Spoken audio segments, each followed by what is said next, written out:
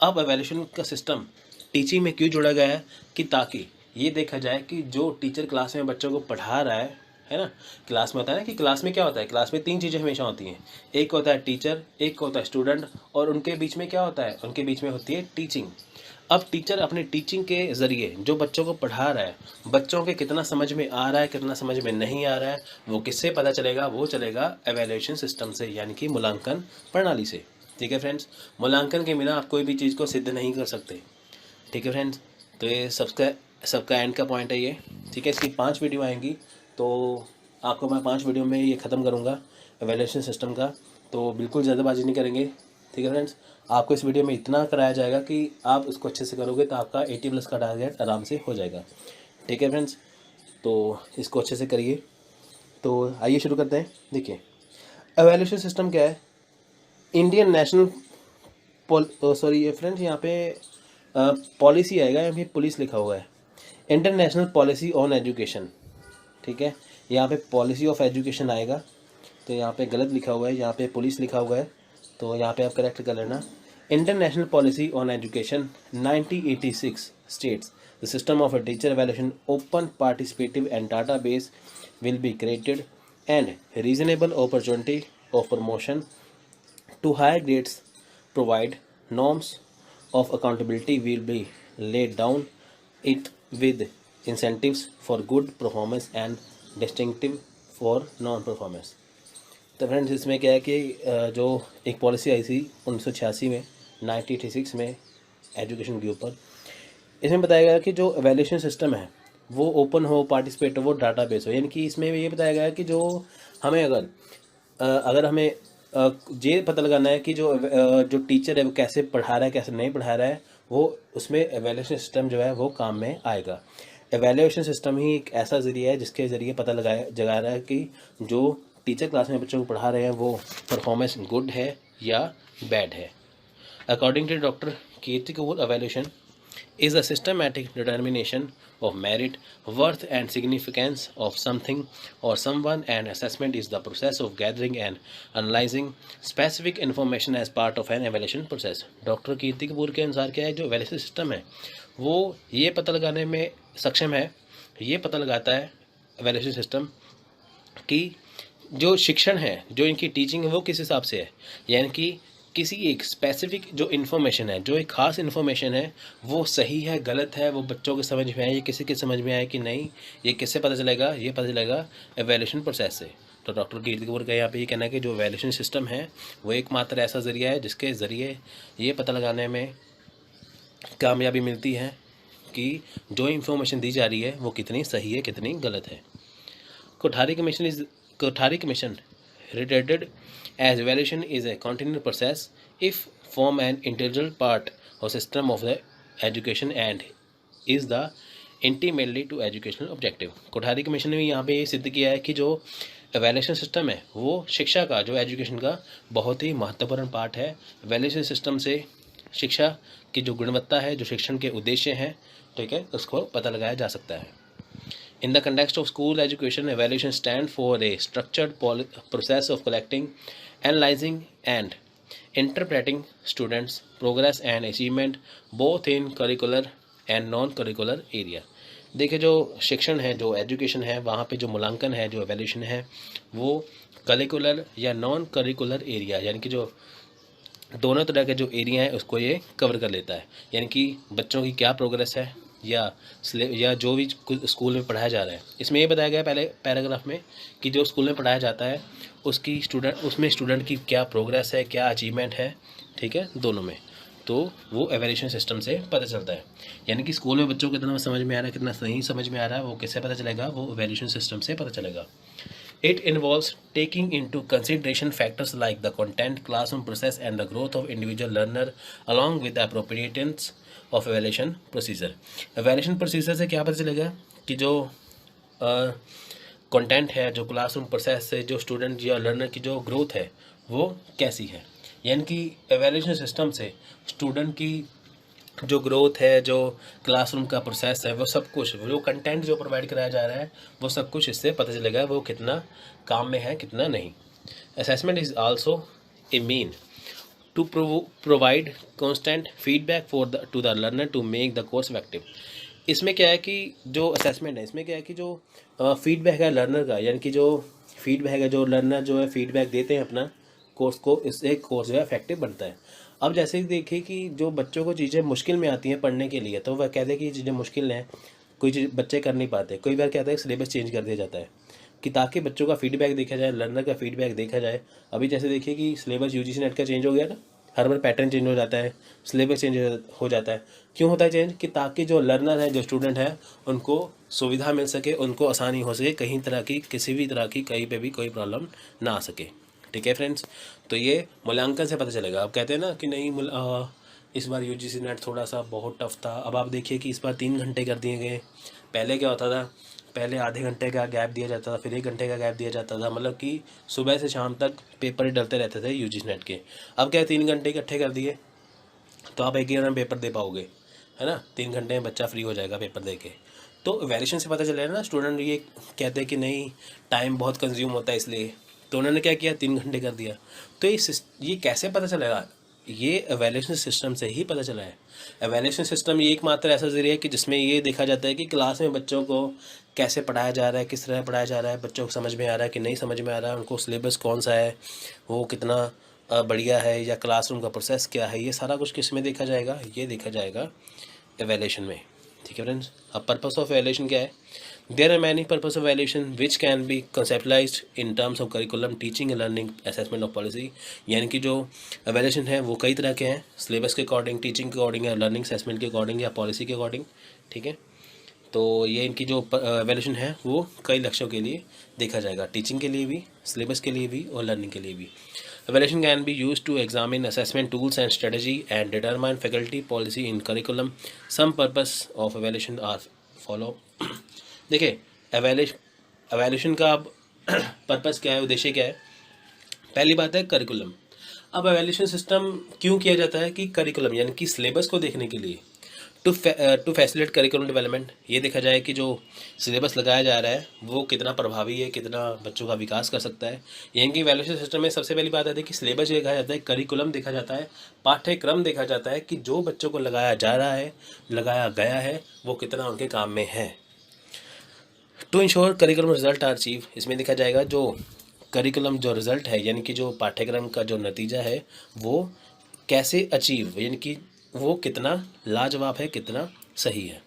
To inform the efficient allocation of teaching and learning resources, इसमें teaching और learning का जो रिसोर्स है, जो स्रोत है, वो इसमें देखा जाएगा कि वो कैसे कैसे, यानी कि जो टीचर बच्चों को क्लास में टीचिंग के जरिए कैसे पढ़ा रहा है, बच्चों को कितना समझ में आ रहा है। To ensure the course is of acceptable, इसमें देखा जाएगा कि जो कोर्स बच्चों को कराया जा रहा है वो वहाँ पे वो कितना एक्सेप्टेबल है, कितना उनके काम में आएगा। यानी कि जो टीचर बच्चों को क्लास में सब्जेक्ट पढ़ा रहा है वो कितना उनके काम में है, कितना नहीं है। अब देखिए कि यूजीसी नेट में कई चीज़ें अपडेट कर दी गई हैं, तो इनको एवेल्यूएशन सिस्टम से ये पता चला है कि ये चीज़ें काम में है, ये काम में नहीं है। तो एवेल्यूएशन सिस्टम से इन्होंने नया सिलेबस जो है कर दिया, यानी कि नया सिलेबस जो आया है, पहले सिलेबस में बच्चों को दिक्कत थी, थोड़ा सा मुश्किल लग रहा था, अब उन्होंने सिलेबस को चेंज किया है। वो किसके माध्यम से किया है? एवेल्यूएशन सिस्टम से माध्यम से किया है। नेक्स्ट है policy, to determine future faculty education policy. अब देखिए पॉलिसी मूल्यांकन का ये मतलब होता है कि जैसे एवेल्यूएशन क्यों, क्या उद्देश्य है एवेल्यूएशन का? कि पॉलिसी देखना कि फ्यूचर फैकल्टी, यानी कि जो फ्यूचर में एजुकेशन दी जाएगी वो कैसी होनी चाहिए। ठीक है, to encourage instilling education values and standard, जो एजुकेशन की जो वैल्यू है, जो मूल्य है, जो उसका स्टैंडर्ड है, उसको बढ़ाने के लिए। अब आप देखिए कि पहले क्या होता था कि जो सारे के सारे जो एग्ज़ाम थे वो ऑफलाइन होते थे। अब देखिए कि ज़्यादातर जो एग्ज़ाम है वो ऑनलाइन होता है। यूजीसी नेट पहले ऑफलाइन एग्ज़ाम था, अब ऑनलाइन कर दिया है। अब आने वाले समय में तकरीबन सारे एग्ज़ाम ही ऑनलाइन हो जाएंगे। तो इसमें क्या होगा? इनकरेज हो गया ना एजुकेशन वैल्यू स्टैंडर्ड, यानी कि ऐसी पॉलिसी बनाई जाए जो सबसे बढ़िया रहे। पहले क्या होता था कि जो ऑफलाइन सिस्टम होता था वहाँ पे बहुत देर लगती थी रिज़ल्ट आने के लिए। अब रिज़ल्ट को जल्दी लाने के लिए क्या होता था, यहाँ पे ऑनलाइन सिस्टम कर दिया गया है। ठीक है, तो ऐसी पॉलिसी बनाना जो फ्यूचर जो कितनी वैल्यूएबल है या कितनी उसका स्टैंडर्ड है। To facilitate the effective and efficient management of course and programme, इसमें क्या है कि देखिए कि जो effective and efficient management of course, यानी कि जो कोर्स कैसा इफेक्टिव हो, जो लगाया जा रहा है कोर्स कितना इफेक्टिव होना चाहिए, उसको कैसे कोर्स को मैनेज करना, ये आता है पॉलिसी के अंदर। यानी कि इवैल्यूएशन सिस्टम से ये देखा जाएगा कि जो कोर्स लगाया जा रहा है वो कितना इफेक्टिव होना चाहिए और जो बच्चों को कितना काम में होना चाहिए। टीचिंग एंड लर्निंग, देखिए to ensure the teaching is meeting student learning needs, यानी कि इसमें देखा जाएगा जो टीचिंग है, जो बच्चों को पढ़ाने के लिए जो टीचर टीचिंग का इस्तेमाल करता है वो बच्चों की ज़रूरत के हिसाब से है कि नहीं, यानी कि जो टीचर के द्वारा बच्चों को पढ़ाया जा रहा है वो बच्चों को समझ में आ रहा है कि नहीं। To ensure area where teaching can be modify improve, ये भी देखा जाएगा कि जो टीचिंग है अगर बच्चों को समझ में नहीं आ रहा है या कुछ भी समझ में इतना नहीं आ रहा है तो उसे कैसे इम्प्रूव किया जाए। तो वैल्यूएशन सिस्टम से ये देखा जाएगा कि जो टीचर बच्चों को पढ़ा रहा है तो बच्चों को समझ में अगर नहीं आ रहा तो उसे कैसे मॉडिफाई या इम्प्रूव करना। To provide feedback and encouragement teachers and the faculty, अब देखिए टीचर्स को इनकरेज करने के लिए उनको फीडबैक दिया जाता है, फैकल्टी को टीचर को फीडबैक दिया जाएगा कि उन्होंने कितनी मेहनत से बच्चों को पढ़ाया है पर फिर भी उनके समझ में इतना नहीं आ रहा, तो उनको फीडबैक के ज़रिए ये बताया जाता है कि उसको अच्छे से करवाइए। ठीक है फ्रेंड्स, अब टीचर को फीडबैक मिलने लगता है ना, जैसे अगर फीडबैक अच्छा रहा तो टीचर वैसे ही पढ़ाएगा, अगर उसका फीडबैक गलत रहा तो उसको थोड़ा सा चेंज कर देगा। ये किससे पता चलेगा, ये पता चलेगा एवेल्यूएशन से। To support application for promotion and career development, देखिए ये जो करियर डेवलपमेंट है, यानी कि जो स्टूडेंट का जो करियर डेवलपमेंट है वो कैसे करना, ठीक है, यानी कि जो बच्चे पढ़ रहे हैं वो इससे कौन सा करियर अपना सकते हैं, कौन से करियर का उनका विकास हो सकता है, वो इसके ज़रिए पता चलेगा एवेल्यूएशन से। यानी कि अगर आप जैसे यूजीसी नेट की अगर आप तैयारी कर रहे हो तो क्यों कर रहे हो, क्योंकि इससे आपका करियर डेवलपमेंट होगा। क्यों, क्योंकि जब आप यूजीसी नेट कर लोगे, जेआरएफ कर लोगे तो आप कॉलेज या यूनिवर्सिटी में पढ़ा सकते हो, तो इससे आपका करियर डेवलपमेंट जो है वो हो जाएगा। वो किससे पता चलेगा, वो पता चलेगा एवेल्यूएशन से। ठीक है फ्रेंड्स, तो नेक्स्ट है असेसमेंट। तो फ्रेंड्स ये था, आगे करते हैं हम असेसमेंट। देखिए असेसमेंट में क्या है कि to assess the outcome of assessment, यानी कि जो मूल्यांकन का जो परिणाम है वो कैसा होना चाहिए। अब ये भी जांचना है कि जो मूल्यांकन का परिणाम कैसे होना चाहिए। मूल्यांकन में ये भी देखा जाता है कि जो असेसमेंट है, जो मूल्यांकन किया जा रहा है उसका क्या परिणाम निकल रहा है। ठीक है, to prize the development and use of assessment tool, अब यानी कि जो मूल्यांकन का जो विकास है वो कितना है, यानी कि मूल्यांकन कितना प्रभावशाली है। अभी इसमें देखना कि जो मूल्यांकन किया जा रहा है, जो असेसमेंट वो मूल्यांकन किया जा रहा है वो कैसे है, यानी कि जो शिक्षा दी जा रही है, जो यानी कि जो टीचर बच्चों को पढ़ा रहा है वो असेसमेंट के ज़रिए पता लगाया जाएगा कि वो कितना विकास में है, कितना वो काम में है कि नहीं। To monitoring the appropriateness of assessment strategy, अब इसमें क्या है कि एक रणनीति बना के चलना, यानी कि टीचर बच्चों को पढ़ा क्लास में कैसे पढ़ा रहा है, कैसे नहीं पढ़ा रहा है, वो कैसे पता चलेगा, उसके लिए एक रणनीति बनानी होगी। फ्रेंड्स ये असेसमेंट का मतलब कि मूल्यांकन है, एवेल्यूएशन सिस्टम भी मूल्यांकन ही है। तो उसमें ये देखा जाएगा कि जो मूल्यांकन के ज़रिए ये देखा जाएगा कि कैसे कैसे स्ट्रैटेजी होनी चाहिए, यानी कि अगर टीचर क्लास में बच्चों को पढ़ा रहा है, बच्चों को समझ में नहीं आ रहा, ठीक है, वो असेसमेंट के ज़रिए देखा जाएगा कि क्या स्ट्रैटेजी होनी चाहिए पढ़ाने के लिए। ठीक है फ्रेंड्स, तो फ्रेंड्स ये था आज का लेक्चर। तो अगर आपको लेक्चर अच्छा लगा तो टीचर क्लास में बच्चों को किस तरह से पढ़ा रहा है, बच्चों को समझ में नहीं आ रहा है वो कहता है एवेल्यूएशन। ठीक है फ्रेंड्स, तो फ्रेंड्स इसको हम 3 ग्रुप में बांट सकते हैं। तो पहला है जैसे डायग्नोस्टिक एवेल्यूएशन, डायग्नोस्टिक को हिंदी में कहते हैं नैदानिक। ठीक है, this type of evaluation is generally done in the beginning of teaching learning process in order to find out the specific weakness and strength of individual and class level. It helps to design the course and curricula according to the capabilities of the learner to help him overcome in knowledge, skills and abilities. देखिए friend diagnostic क्या है, आपको मैं एक simple से example दूंगा। देखिए जब एक डॉक्टर के पास एक मरीज़ जाता है, एक पेशेंट जाता है, तो डॉक्टर उसकी बीमारी का इलाज करता है, यानी कि वो इसकी बीमारी का वो पता लगाता है। ठीक है, तो मतलब कि वो डायग्नोस्ट करता है ना। डायग्नोस्टिक क्या होता है, निदान करना, यानी कि डॉक्टर उसकी बीमारी का पता लगा रहा है कि इसको बीमारी है क्या, फिर उस हिसाब से उसको दवाई देकर उसको सही कर देता है। अब यही बात टीचिंग में भी लागू होती है कि क्लासरूम के अंदर जब बिगिनिंग में स्टार्टिंग में जो टीचिंग लर्निंग प्रोसेस है, ठीक है, उसमें क्या है, ये बिल्कुल स्टार्टिंग वाला पार्ट है। उसमें क्या है कि कहाँ कहाँ पे स्टूडेंट की वीकनेस है, कहाँ पे उनको सही से चीज़ आ रही है, यहाँ पे ध्यान रखा जाता है। अब ये देखा जाता है यहाँ पे कि कौन से लेवल पे स्टूडेंट अच्छा कर रहे हैं और कौन से लेवल पे स्टूडेंट को दिक्कत आ रही है। ठीक है फ्रेंड्स, उस चीज़ को ध्यान में रखा जाता है। ये कब रखा जाता है? स्टार्टिंग में, बिगिनिंग में। ठीक है फ्रेंड्स, यानी कि किस टाइप का एवेल्यूशन है ये, जो बिगिनिंग में होता है। ठीक है फ्रेंड्स, ये किस में होता है? टीचिंग लर्निंग प्रोसेस में। इसमें स्टार्टिंग में ही देखा जाता है कि स्टूडेंट को कहाँ प्रॉब्लम आ रही है और कहाँ उनको वो सही तरह से कर रहे हैं। ठीक है फ्रेंड्स, ये एक हेल्प करता है टीचिंग लर्निंग प्रोसेस में, किसमें? एक जो नॉलेज है उसको देने के लिए, साथ में स्किल और एबिलिटी जो है लर्नर की उसको बनाने के लिए। यानी कि अगर टीचर को पता चल जाए कि इसमें इनकी कमजोरी है, इस सब्जेक्ट में इसकी कमजोरी है स्टूडेंट्स की, तो वो इंडिविजुअल लेवल पे के ऊपर वो उनकी जाके वो मदद करेगा, हेल्प करेगा, जिससे वो उसको सही कर पाएंगे। तो उनको जिससे पता होगा कि ये इनको अच्छी तरह से आएगा, उसके ऊपर ज़्यादा ध्यान देने के बजाय वो उन बातों के ऊपर ध्यान देगा जिसको स्टूडेंट में कमी आ रही है। ठीक है फ्रेंड्स, डायग्नोस्टिक एवेल्यूशन से हमने क्या सीखा कि ये स्टार्टिंग वाला जो टीचिंग लर्निंग प्रोसेस है, ये स्टार्टिंग में ही ये एवेल्यूशन होता है। इसमें जो है स्टूडेंट की जो वीकनेस है उसको जो है पता लगाकर उसकी जो वीकनेस को दूर किया जाता है, जिसमें वो उनको पढ़ने में दिक्कत आती है। तो नेक्स्ट है formative evaluation. It is concerned with making decision relating to forming or development of students as of the course. It provides feedback at appropriate stages of teaching learning process which help making change. ठीक है friends, in the curriculum, teaching strategy and the learning environment, formative evaluation is done during the process teaching learning with the help following purpose. देखिए friends, इसमें क्या है formative evaluation, क्या है आपको simple से बता दूँ। हमने जैसे ऊपर पढ़ा है कि डायग्नोस्टिक एवेल्यूशन स्टार्टिंग में होता है टीचिंग लर्निंग प्रोसेस में। ये जो फॉर्मेटिव एवेल्यूशन है ये कब होता है? जब प्रोसेस चल रहा होता है, यानी कि कोर्स के दौरान। ठीक है, स्टार्टिंग में क्या हो गया? स्टार्टिंग में तो हमने ये देख ही लिया है कि जो अभी हमने स्टार्टिंग में देखा ना ऊपर डायग्नोस्टिक वाला। फॉर्मेटिव वाला क्या होगा कि जब कोर्स स्टार्ट हो जाता है, कोर्स स्टार्ट करने के बाद स्टूडेंट को कहाँ दिक्कत आ रही है, कहाँ पे नहीं आ रही है।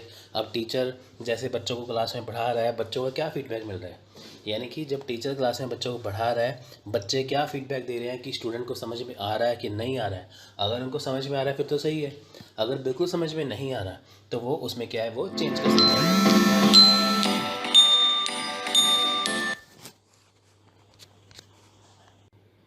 ठीक है फ्रेंड्स, यानी कि अगर क्लास में स्टूडेंट को समझ में आ रहा है फिर तो सही है, अगर नहीं समझ में आ रहा तो फिर टीचर क्या है उसमें वो चेंज कर सकता है।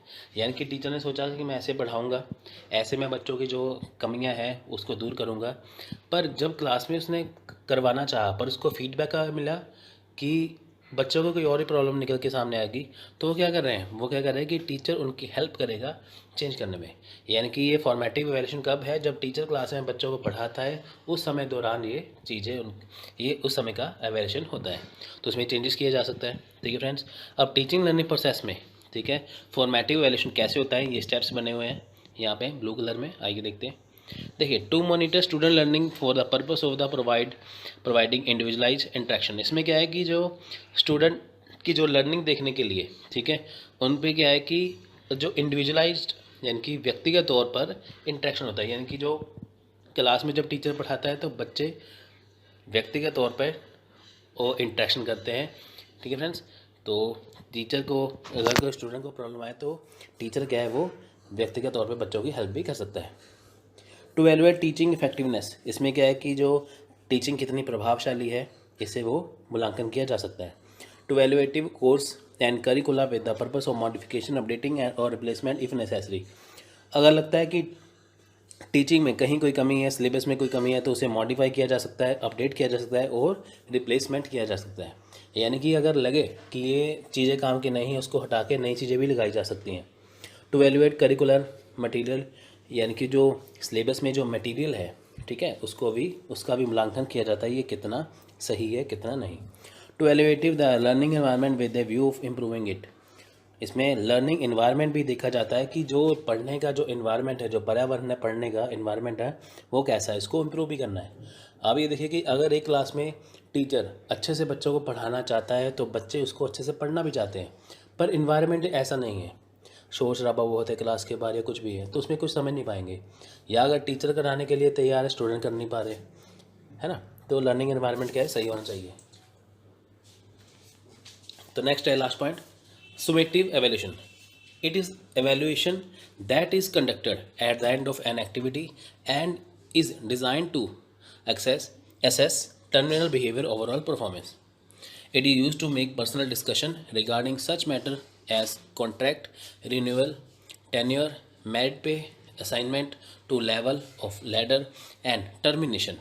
Cumulative assessments for the purpose of selection, promotion, prediction, recording, and the other administration purpose should be considered of summative evaluation. तो फ्रेंड्स, सुमेटिव एवेल्यूशन क्या है, ये बिल्कुल ही एंड में होती है एक्टिविटी। सुमेटिव एवेल्यूशन आपको मैं बिल्कुल सिंपल तरीके से समझाता हूँ क्या है। देखिए, जब ये कौन सा मूल्यांकन है, कौन सा एवेल्यूशन है, जब कोर्स का एंड हो जाता है, यानी कि जब टीचर ने बच्चों को अपना पूरा सब्जेक्ट समझा दिया, अब ये देखने की बारी आती है कि जो टीचर ने बच्चों को पढ़ाया है वो बच्चों को समझ में आया कि नहीं। ठीक है, ये पॉजिटिव भी है, ये नेगेटिव भी है। अगर टीचर द्वारा बच्चों को पढ़ाया समझ में आ गया, क्या हो गया, पॉजिटिव, है ना। यानी कि अगर टीचर द्वारा बच्चों को पढ़ाया समझ में नहीं आया, वो हो गया नेगेटिव। यानी कि ये कौन सी एक्टिविटी है, ये एंड में आएगी। आपको एग्जाम में प्रश्न कैसे पूछेगा, आपको एग्जाम में प्रश्न या क्वेश्चन ऐसे पूछेगा कि बताइए जो समेटिव एवेल्यूशन है वो टीचिंग लर्निंग प्रोसेस में कब आती है। ठीक है, या ये भी पूछ सकता है कि जो टीचिंग लर्निंग प्रोसेस है उसके एंड में कौन सा एवेल्यूशन आता है, तो आप लिखोगे समेटिव एवेल्यूशन। ठीक है फ्रेंड्स, यानी कि ये कौन सा एवेल्यूशन है जो सबसे एंड में आता है। ठीक है फ्रेंड्स, तो फ्रेंड्स ये था आज का लेक्चर। अभी हमने देखा ऊपर कि डायग्नोस्टिक एवेल्यूशन क्या है जो स्टार्टिंग में आएगा, फॉर्मेटिव एवेल्यूशन क्या आएगा कि जब कोर्स के दौरान, और समेटिव एवेल्यूशन है वो एवेल्यूशन जो कोर्स के बिल्कुल एंड में पता चलता है कि टीचर द्वारा बच्चों को पढ़ाया समझ में आया कि नहीं आया। ठीक है फ्रेंड्स, तो प्रोसेस देखिए, एवेल्यूशन प्रोसेस क्या है, यानी कि मूल्यांकन की प्रक्रिया। अब एक जो एवेल्यूशन है वो चलता कैसे है, उसका प्रोसेस क्या है। ठीक है, हर एक चीज़ चलने का प्रोसेस होता है ना, तो ऐसे ही मूल्यांकन का भी, एवेल्यूशन का भी है। तो आइए देखते हैं। Effective teaching evaluation is to collect data from multiple sources, making sure that all education related activities are rated by the people best qualified to rate them based on rating evaluation। देखिए इसमें क्या है कि जो अगर आपको चाहिए कि आपको इफेक्टिव टीचिंग एवेल्यूशन, यानी कि अगर आपको टीचिंग जो एवेल्यूशन है वो इफेक्टिव है कि नहीं है उसके बारे में पता लगाना है, तो आपको मल्टीपल सोर्स से क्या है एवेल्यूशन का पता करना पड़ेगा।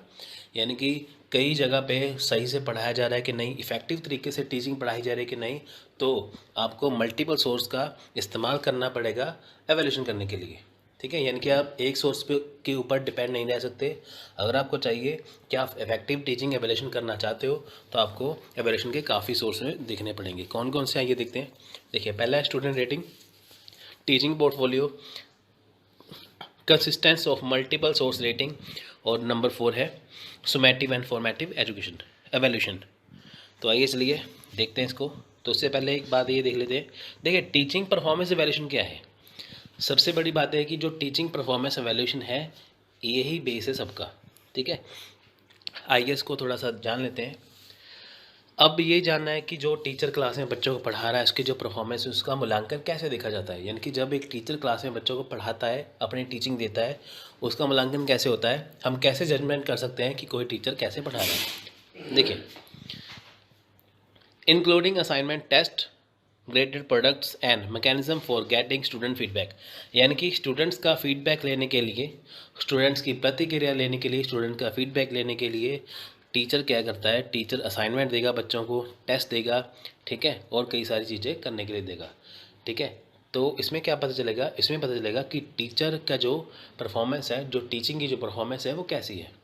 यानी कि जब जो टीचर है बच्चों को असाइनमेंट देगा, टेस्ट देगा, तो उससे उनको टीचर को क्या मिलेगा, फीडबैक मिलेगा, है ना। तो नेक्स्ट है including availability outside class and helpful in office hour. यानी कि अगर बच्चों को कोई प्रॉब्लम आ रही है क्लास के बाहर भी, अंदर प्रॉब्लम कोई आ रही है, तो अगर बच्चों को क्लास के बाहर भी प्रॉब्लम आ रही है तो टीचर उसकी हेल्प कर सकता है अपने ऑफिस आवर में। यानी कि टीचर का काम ये नहीं है बस क्लास के अंदर पढ़ा दिया जितना मर्जी, उसके बाद बच्चों को प्रॉब्लम आई तो वो खुद देखे, ऐसा नहीं है। अगर क्लास के बाहर भी बच्चों को कोई भी प्रॉब्लम आ रही है, अगर टीचर का कोई लेक्चर है नहीं है, पर फिर भी टीचर उनको हेल्प कर सकता है। इससे टीचर की जो टीचिंग की जो परफॉर्मेंस है वो देखी जा सकती है। हम कहते हैं ना कि ये टीचर जो है बहुत ज़्यादा अच्छे हैं, ये सबकी हेल्प करते हैं। क्योंकि वो क्लास के अलावा भी बाकी बच्चों की हेल्प तो करते ही रहते हैं। इंक्लूडिंग रिसर्च सुपरविज़न, ठीक है, इसमें ये भी शामिल है रिसर्च सुपरविज़न कि वो कितनी गहराई से किस टॉपिक को करवाते हैं, कितना रिसर्च करके करवाते हैं। Including syllabus, learning objectives, policies and procedure, test and course graded.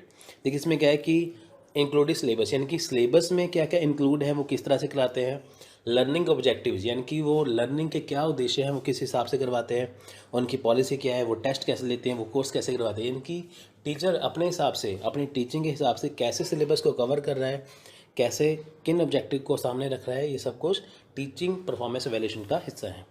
Including teaching, advising, mentoring, developing courses, creating instructional materials, and educational research. Material in the last category should be included in the summary of the faculty member research, and the rest of the materials in the figure should be assembled into a teaching portfolio. यानी कि teaching portfolio के अंदर ये सारी चीज़ें आती हैं। Portfolio क्या होता है कि जिसमें सभी एक इंसान का क्या होता है, पूरा बायोडाटा होता है, उसे कहते हैं पोर्टफोलियो। अब टीचिंग का पोर्टफोलियो यानी कि टीचिंग का जो बायोडाटा है वो किससे पता चलेगा कि टीचिंग इफेक्टिव है कि नहीं, जब इसमें टीचिंग होगी, एडवाइसिंग होगी, मेंटरिंग होगी। मेंटरिंग क्या है कि जब टीचर एक बच्चे को या किसी स्टूडेंट को जो गाइड करता है उनका मेंटर बनता है, वो चीज़ उनको एडवाइस भी देता है। यानी कि टीचिंग पोर्टफोलियो में क्या है, टीचिंग तो आएगी, साथ में एडवाइस देना, मेंटरिंग, कोर्सेज़ को डेवलप करना और क्रिएटिंग इंस्ट्रक्शनल या कुछ भी, ये सारी चीज़ें जो है टीचिंग पोर्टफोलियो के अंदर आते हैं, जो टीचिंग परफॉर्मेंस एवेल्यूएशन का हिस्सा है।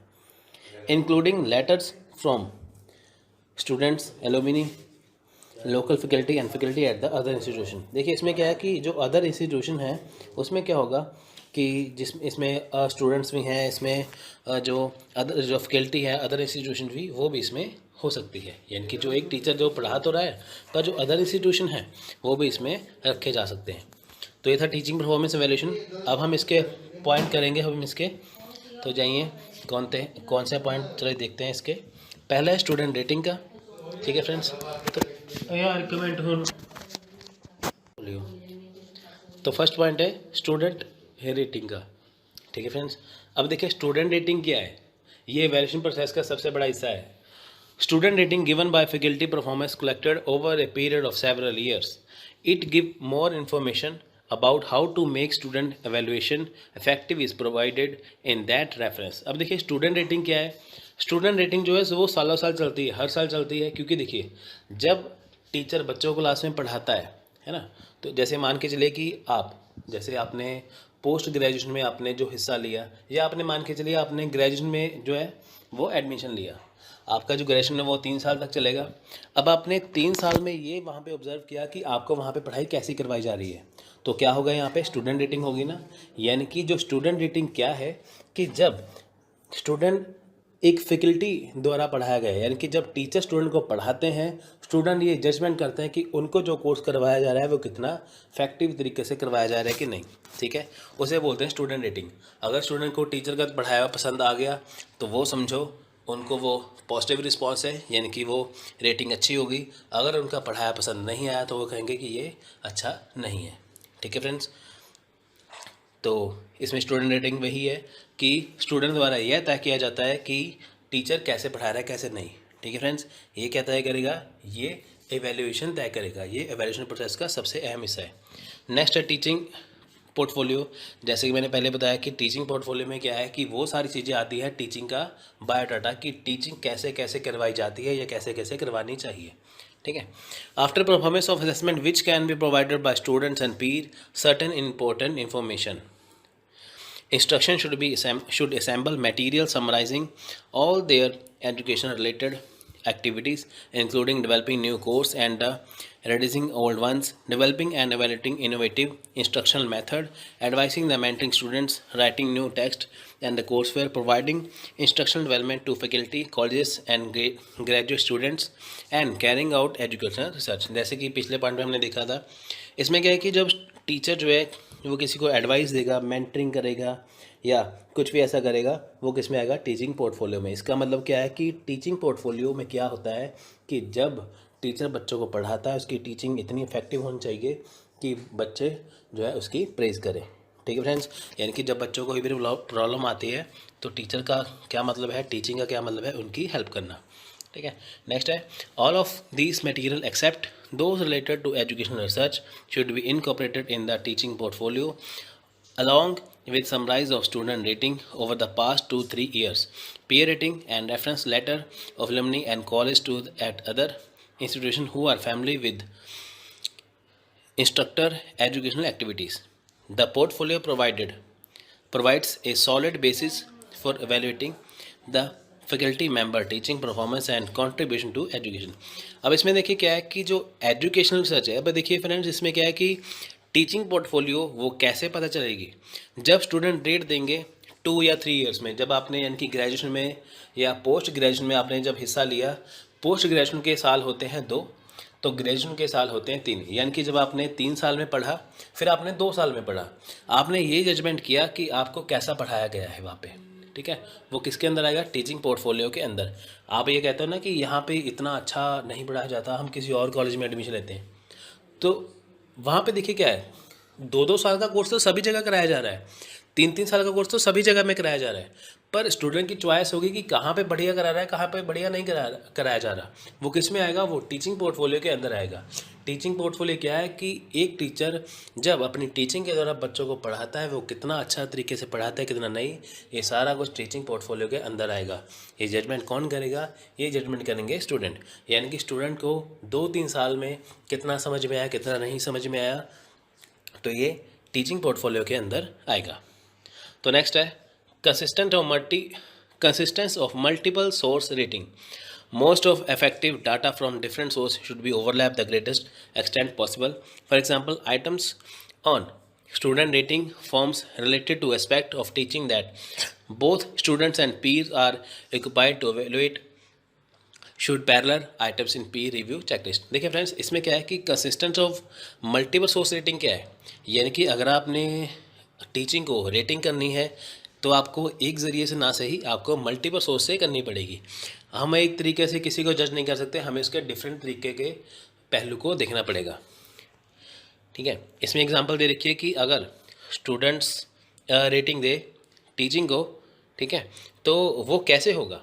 अब इसमें नीचे का क्लैरिफिकेशन किया गया है, if the two sets of rating lead to same conclusion it affirms the validity of both, while if they disagree substantially it suggests that at least one of the set is suspect and other investigation should be undertaken.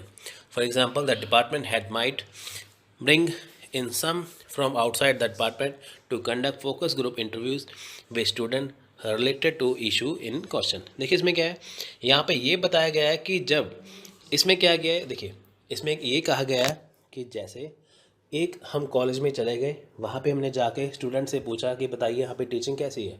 अब student ने कह दिया यहाँ पे teaching बहुत ही ज़्यादा बढ़िया है।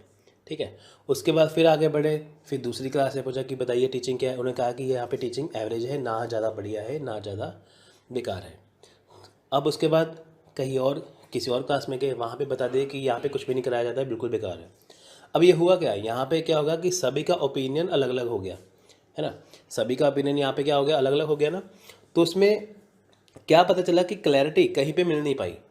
यहाँ पे ये बताया गया है कि अगर 2 सेट यानी कि 2 जो ग्रुप है स्टूडेंट्स के, अगर वो एक ही ओपिनियन देते हैं कि यहाँ पे बढ़िया कराया जा रहा है, अगर दोनों कह दें हाँ बढ़िया कराया जा रहा है तो ठीक है, अगर दोनों कह रहे जा रहा है कि यहाँ पे घटिया कराया जा रहा है, बेकार कराया जा रहा है, तब भी ठीक है, यानी कि दोनों का ओपिनियन सेम होना चाहिए। अगर दोनों का ओपिनियन सेम होगा तो यहाँ पे क्या होगा, एवैल्यूएशन यहाँ पे रुक जाएगा। अगर यहाँ पे ओपिनियन अलग अलग हो गया ना, किसने कहा बढ़िया है, किसने कहा मीडियम है, किसने कहा बहुत बढ़िया है, तो यहाँ पे ओपिनियन सबका हो गया, क्लैरिफिकेशन मिल नहीं पाई। अब इसको रेटिंग क्या देंगे, कुछ भी नहीं रेटिंग होगी, है ना। तो इससे क्या होगा, फिर एक नया इशू पैदा होगा, फिर ये मूल्यांकन यहाँ पे वैल्यूएशन चलता रहेगा। यानी कि अगर हमें मल्टीपल सोर्स से रेटिंग करनी है तो उसमें सबका आंसर सेम आना चाहिए। अगर सेम आया तो वो चीज़ है वो सही हो जाती है। अगर मल्टीपल सोर्स से रेटिंग करने के बाद वो चीज़ सही नहीं होती तो फिर यहाँ पे मूल्यांकन जो एवैल्यूएशन है फिर से प्रोसेस वो है स्टार्ट हो जाएगा। तो इससे यही पता चलेगा कि अगर आपको किसी चीज़ का मूल्यांकन करना है, एवैल्यूएशन करना है, आपको मल्टीपल सोर्स का रेट करना पड़ेगा। ठीक है। यूट्यूब पे या कोई भी चैनल देख लो, कोई कहेंगे बहुत बढ़िया है, कोई कहेंगे ये इतना अच्छा नहीं है, यानी कि सबका अपना अपना ओपिनियन होता है। तो नेक्स्ट है लास्ट, सुमेटिव और फॉर्मेटिव एवोल्यूशन। देखिए अभी हमने पीछे करके पिछले वीडियो में किया था ये। एवोल्यूशन ऑफ टीचिंग में बी समेटिव और फॉर्मेटिव, यानी कि एवोल्यूशन जो है वो समेटिव भी है, यानी कि योगात्मक भी है, फॉर्मेटिव यानी कि रूपात्मक भी है। यानी कि जो देखिए सोमेटिव में क्या देखा जाएगा, सोमेटिव में ये देखा जाएगा कि जो बच्चों को कैसे कैसे पढ़ाया जा रहा है, कैसे कैसे नहीं कराया जा रहा है ना। सोमेटिव क्या है, वो एवोल्यूशन है जो एंड में आता है, यानी कि जब टीचर ने बच्चों को करा दिया तो एंड में पता चला कि बच्चों को समझ में आया कि नहीं आया, ठीक है, वो सबके एंड में है। अब देखिए फॉर्मेटिव क्या है कि जो जो कमियां हैं टीचिंग में उनको दूर करना। सोमेटिव क्या है कि टीचिंग द्वारा बच्चों को समझ में आया कि नहीं आया वो जानना। और फॉर्मेटिव क्या है कि जो इनमें टीचिंग में कमियां हैं उनको दूर करना। ठीक है friends, this is called summative evaluation. Once a portfolio is assembled, only minor effort should be required to update it in successive year. For formative evaluation, a subset of the procedure should be carried out, and the result should be shared only with the instructor rather than being passed to the department head or performance review committee.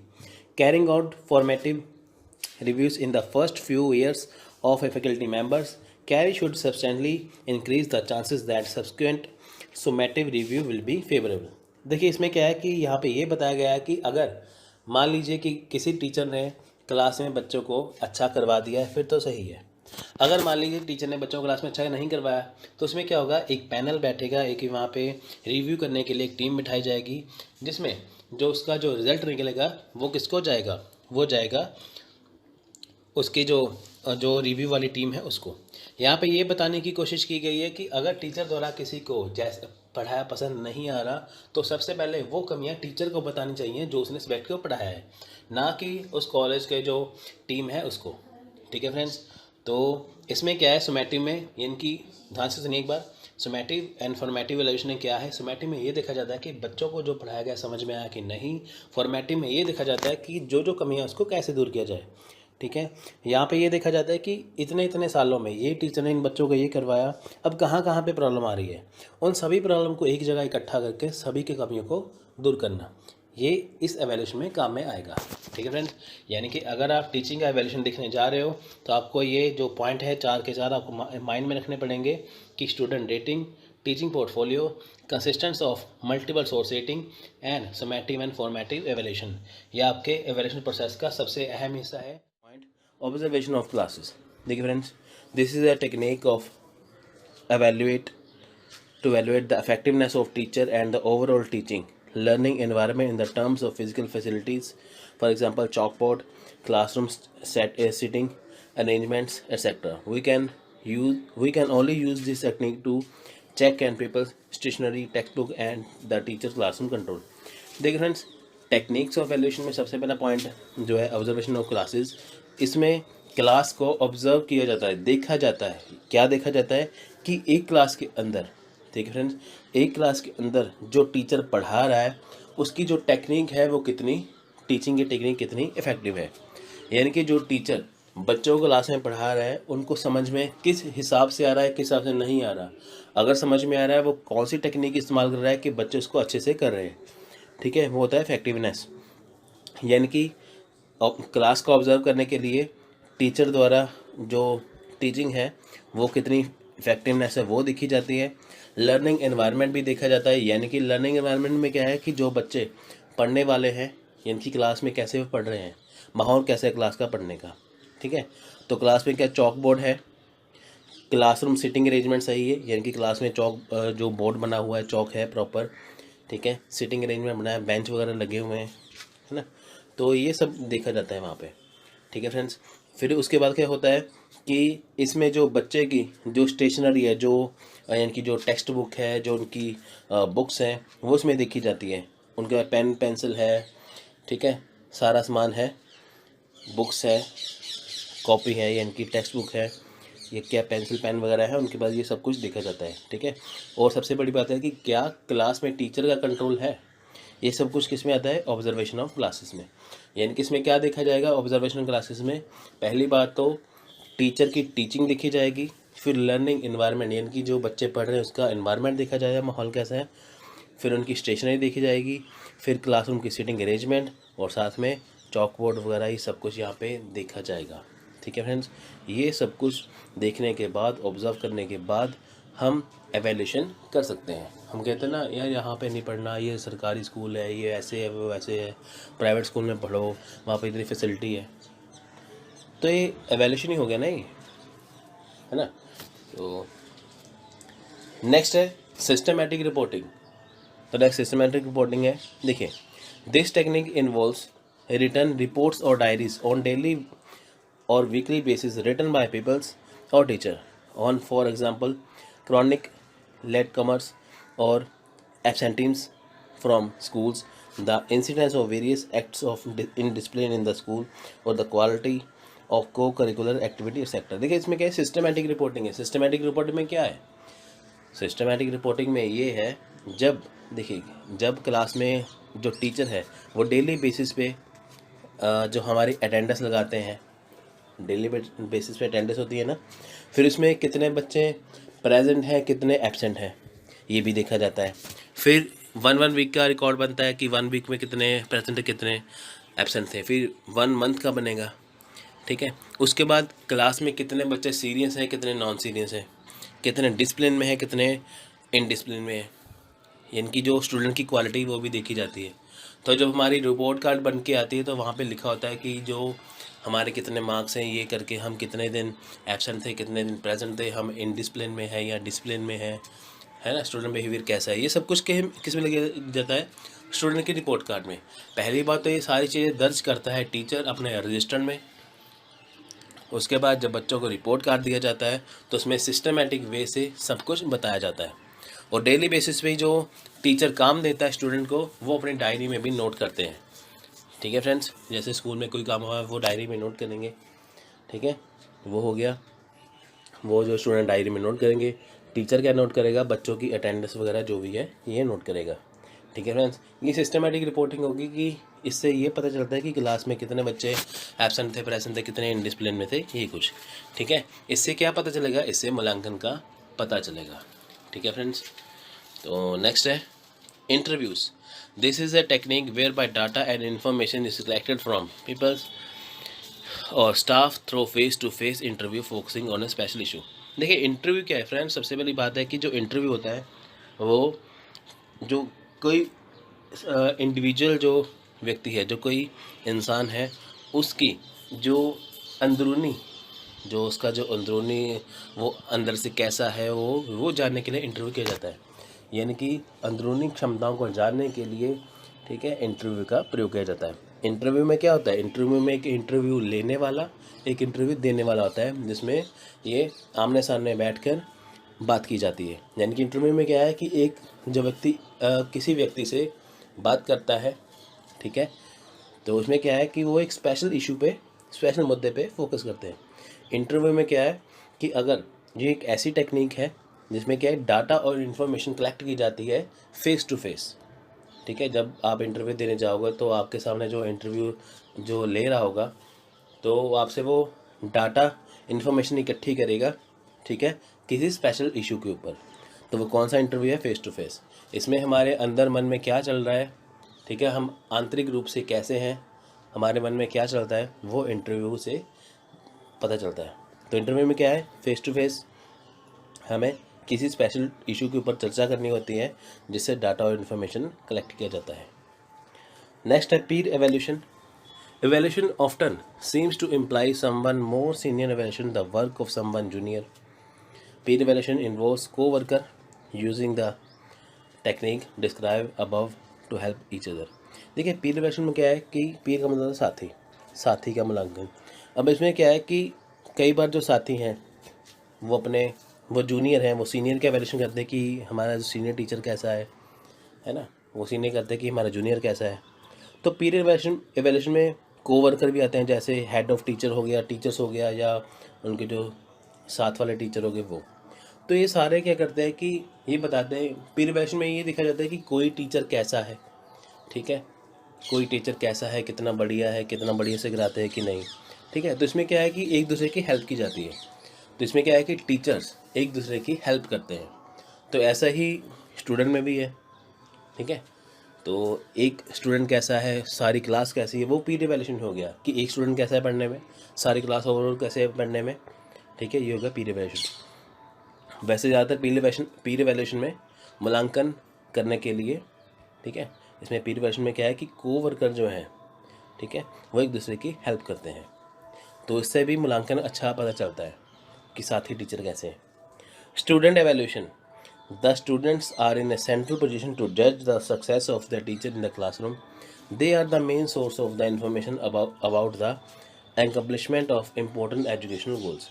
देखिए, जो student evaluation बहुत ज़्यादा important है, क्योंकि जो student है इसमें वो सेंट्रल पोजीशन निभाते हैं। अब जजमेंट कौन करेगा, ठीक है, जजमेंट कौन करेगा कि टीचर ने क्लास में बच्चों को पढ़ाया, नहीं, टीचर थोड़ी करेंगे साथ वाले, वो स्टूडेंट करेगा।